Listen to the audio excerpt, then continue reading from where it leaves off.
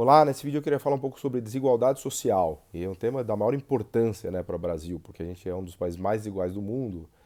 Então a gente precisa estudar desigualdade, aqui a gente tem a obrigação de estudar desigualdade no Brasil, por ter construído uma das sociedades mais injustas do planeta Terra, né? Claro que o capitalismo ele gera muita desigualdade, isso é da essência dele.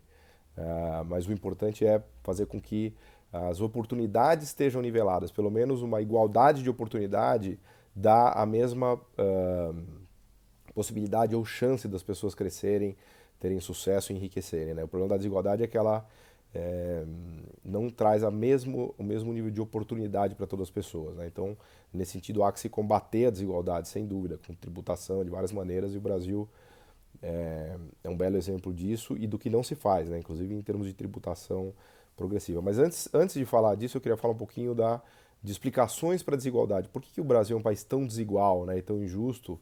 E por que existe tanta desigualdade no mundo, né, entre países e dentro dos próprios países? Teve uma inovação, né, intelectual e científica feita por um amigo meu, Dominique Hartmann, que é um economista brilhante. Né?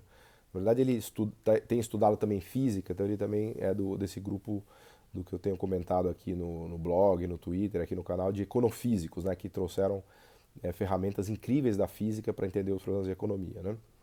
E ele fez um trabalho maravilhoso que está publicado numa revista renomada lá fora, que é o World Development. Ele fez um trabalho incrível em que ele mostra que o principal componente para a gente explicar a desigualdade dos países e das sociedades está na estrutura produtiva. Vale dizer, dependendo do que o país produz, o país vai ser mais desigual ou menos desigual. Então ele mostra de maneira incrível, né, usando dados de comércio internacional dos últimos 50 anos, para mais de 100 países, para praticamente 8 mil produtos do comércio mundial, ele mostra que os países que produzem bens agrícolas e minérios, né, extrativismo mineral e agricultura, países que fazem só isso são os mais desiguais do mundo. Ele mostra que a desigualdade está associada à estrutura produtiva e que países que se especializam em produzir só bens agrícolas e minérios, minerais, são os mais desiguais do mundo. Portanto, ele mostra que a estrutura produtiva condiciona a desigualdade.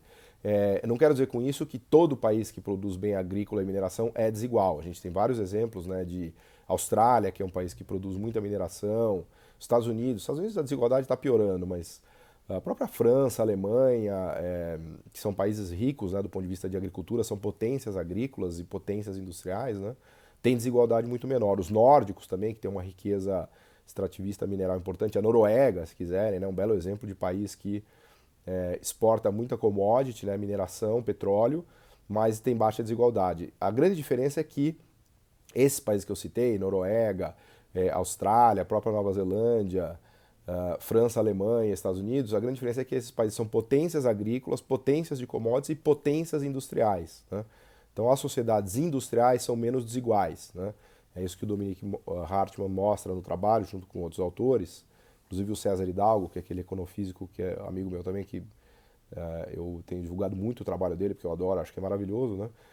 Então eles mostram que em países que o sistema produtivo se especializou só em produção de bens agrícolas e mineração, a desigualdade é muito maior. Em países que há produção de bens agrícolas, mineração e indústria, especialmente indústria medium tech e high tech, e serviços empresariais, serviços sofisticados, nesses países a desigualdade é muito menor. Né? Estamos falando aí de todos os nórdicos, de Suécia, de novo, né, de França, de Alemanha, de Espanha e assim por diante. Então, essa é a primeira conclusão empírica, né? E esse é um trabalho fundamentalmente empírico. A metodologia que eles usam é incrível, porque eles pegam, para cada produto do comércio mundial, eles fazem uma análise da estrutura, né, de quem são os maiores produtores e exportadores daquele produto, e aí eles olham o índice Gini de cada país que é um grande player naquele mercado. Então, vou dar um exemplo. Minério de ferro. Né? Os países que produzem minério de ferro e que dominam o minério de ferro no mundo são os mais desiguais, com exceção da Austrália. A Austrália é o único país relevante de minério de ferro que não é desigual. Né? Então, eles pegam a composição do mercado mundial de minério de ferro em termos de exportações e ponderam o Gini. Né? O Gini é um indicador que os economistas usam para medir desigualdade. Né? O Gini mostra quanto cada percentil de renda tem em termos de percentil, quanto cada percentil da população tem de percentil de renda. Então, assim, quanto que 10% da população tem da renda, quanto que 20% tem, quanto que 30% tem. A ideia é que se a sociedade é muito igualitária, se ela tem baixa desigualdade, cada percentil tem o seu equivalente de renda, né?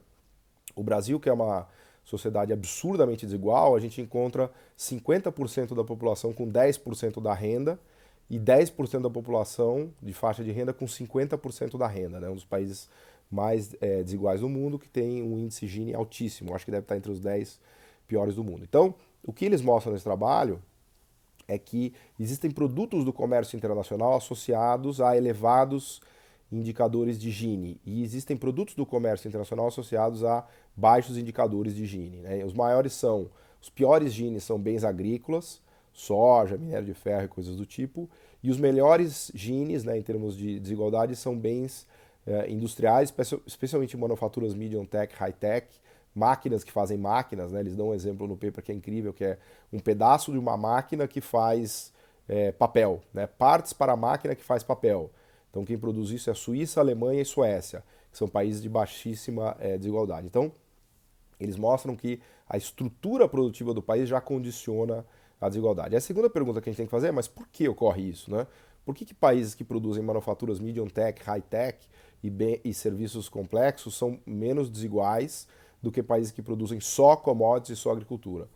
E a explicação é mais ou menos intuitiva, né? Quanto mais complexo e sofisticado é o produto que você faz, né, que o país faz, que a empresa faz, maior é a cadeia produtiva, maior a estrutura de empregos de qualidade necessária para se fazer esse produto. Então, quando você pensa numa turbina de avião, numa máquina de ponta, num iPhone, num smartphone, em química fina, mecânica de precisão, esses produtos são altamente tecnológicos, né? Pensa nas lentes causais da Suíça, né? São produtos que demandam um conhecimento técnico muito grande, que demandam muito capital humano e que constroem uma estrutura de salários e de habilidades muito grande na sociedade. E essa estrutura de salários e habilidades que reduz a desigualdade econômica, né? Na verdade, essa estrutura produz uma classe média ou média alta, robusta, né? Muito qualificada, muito técnica, que é capaz de fazer esses produtos. Então, os produtos de ponta de manufaturas medium tech, high tech e serviços empresariais estão associados a uma estrutura produtiva e estrutura de empregos de altíssima qualidade, que pagam bons salários, que têm muito capital humano, que acumulam muita técnica, né? E isso torna a sociedade que é capaz de produzir aqueles bens e serviços menos desigual, né? Aí os casos clássicos são Suécia, Suíça, Japão, nórdicos, Alemanha e assim por diante. E vejam que aqui não estou falando de questões de tributação. A questão de tributação é uma segunda análise que deve ser feita em cima disso, né? Se esses regimes têm uma tributação mais progressiva, tributa mais quem ganha mais, aí o regime fica menos desigual ainda e dá mais oportunidade para quem é desfavorecido, para quem nasceu com menos oportunidade, né? Mas antes de falar da tributação, ou até de políticas de transferência de renda, né, que são muito importantes, como a gente viu no Brasil, antes de falar de transferência de renda, de políticas de transferência de renda e de tributação, eu acho que é importante falar do tipo de estrutura produtiva. Porque se a estrutura produtiva não é sofisticada, no sentido de produzir bens medium tech, high tech, não adianta ficar transferindo renda e não adianta ficar fazendo políticas de redistribuição, porque isso não é sustentável. Ao longo do tempo, a desigualdade volta a piorar. Acho que o Brasil é um exemplo maravilhoso disso, né? Houve uma melhora incrível de distribuição de renda no período que vai de 2004 até 2014. Depois o Brasil implodiu e o que aconteceu com a desigualdade de renda no Brasil? Voltou a subir rapidamente. Por quê? Porque a gente não construiu de maneira sustentável uma sociedade tecnológica, para usar os termos do Stiglitz, desse livro que eu adoro dele, né? Que é o Building How to Build a Learning Society, né? A gente não construiu uma sociedade que aprende, que é capaz de fazer manufaturas medium tech, high tech, serviços sofisticados. A nossa sociedade está se desfazendo, especialmente do ponto de vista produtivo, né? Para quem me acompanha e me segue nas redes sociais, no Instagram, no Twitter e no Facebook, eu estou diariamente mostrando dados da destruição do sistema produtivo brasileiro, da desindustrialização, da perda de espaço da indústria, da nossa perda de capacidades técnicas, etc, etc. Então a gente está indo na contramão de construir uma sociedade mais justa e menos desigual, né?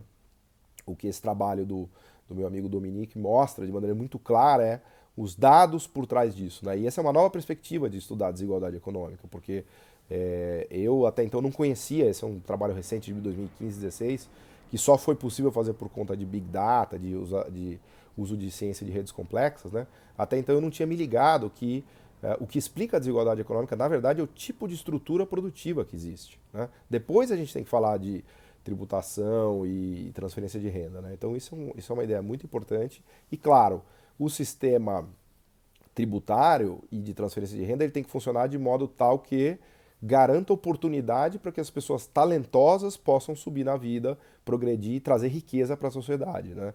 O problema do Brasil e de outros países muito desiguais é que o sistema produtivo concentrado e desigual ele não traz igualdade de oportunidades. E ao não trazer igualdade de oportunidades, ele sufoca talentos, né? Porque os talentos não têm potencial, não têm oportunidade de vingar. Né? Um fulano muito talentoso nasceu na favela, não teve educação, não teve saúde, não teve nada. Como é que ele vai trazer o brilho dele? Como é que ele vai vingar numa sociedade que ele não tem oportunidade? Né? Então isso acaba atrapalhando, inclusive, o desenvolvimento tecnológico, a sofisticação produtiva da sociedade no futuro por conta dessa falta de oportunidade de catapultar os talentos dessa sociedade. Bom, obrigado.